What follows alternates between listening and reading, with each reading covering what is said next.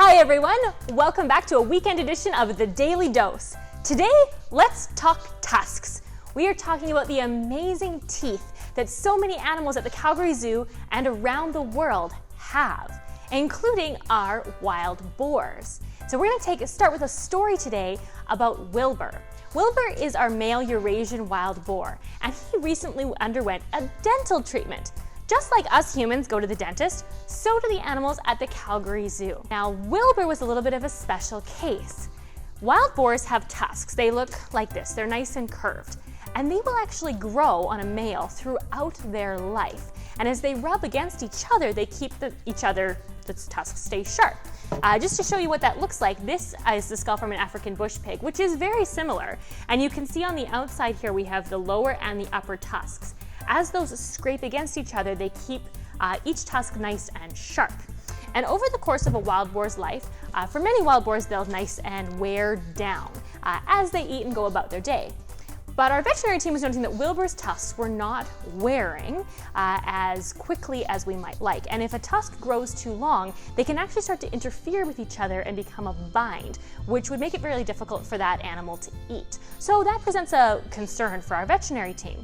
So they got together with our zookeepers and made a plan for Wilbur to take a trip to the dentist. Now, what you can see on the screen is actually Wilbur undergoing that dental procedure to shave down part of his tusk and kind of bring it back into a more manageable size. So just like us humans go to the dentist, so did Wilbur. Now, many of the other animals here at the Calgary Zoo have tusks, as do animals around the world. So I'm going to show you some of my absolute favorite tusks from the animal kingdom. But what is a tusk? Let's start there. Tusks are teeth. They don't come out of your forehead, they don't come out of your nose, they are elongated teeth. And in many animals, they are the canines, which are our sharp teeth on either side of our mouth. But in some really cool animals like elephants, they're really famous for their tusks. Theirs are from their incisors, which are their front teeth, the ones that I have in the front of my mouth. Well, let's start with somebody we all know and love, hippos. Hippos have really, really nice long tusks. This is one you can see here. And they use those for a variety of different functions.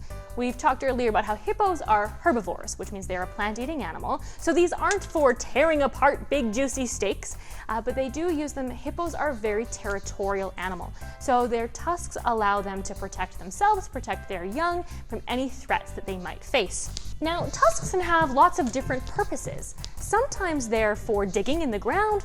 Boars like Wilbur or the African bush pig, they can use them to dig up earth, dig up roots and tubers. They can be used for defense against predators, but a lot of the time they help the males look very attractive to females. So this one that I have here, this is from a walrus. Walrus tusks can reach about 5 centimeters in diameter, and they're really quite heavy. And in a group of walrus, the male with the largest tusks will be the most attractive to the females. Now, that means that over time, we'll see more and more males with bigger and bigger tusks because that's what the females are looking for in a mate. Now, I want to show you my favorite tusk that we have here at the Calgary Zoo. But it's a little bit bigger than the one that I have on my cart here. So I'm going to go get it and I'll be right back. All right, we're back and I have found my favorite tusk in the Calgary Zoo's educational resource collection. Can you guess what animal this might be from? If you guessed narwhal, you're correct. Narwhals are the world's original unicorn, and most people think that a narwhal has a big horn right out of its forehead, but it's actually a tooth. It's a canine tooth coming out of its mouth, and it's elongated. The narwhal tusk is primarily found in males, although about 15% of female narwhals do grow one. Most of the time, they only grow one tusk. But in this amazing tusk that I have in my hands, it is twinned. This individual narwhal would have grown 2 tusks. Isn't that incredible? Now, over the years, a lot of theories have been put forward about what a narwhal tusk is for. And now scientists believe that it goes back to similar like the walrus, the male with the nicest tusk gets the lady friends.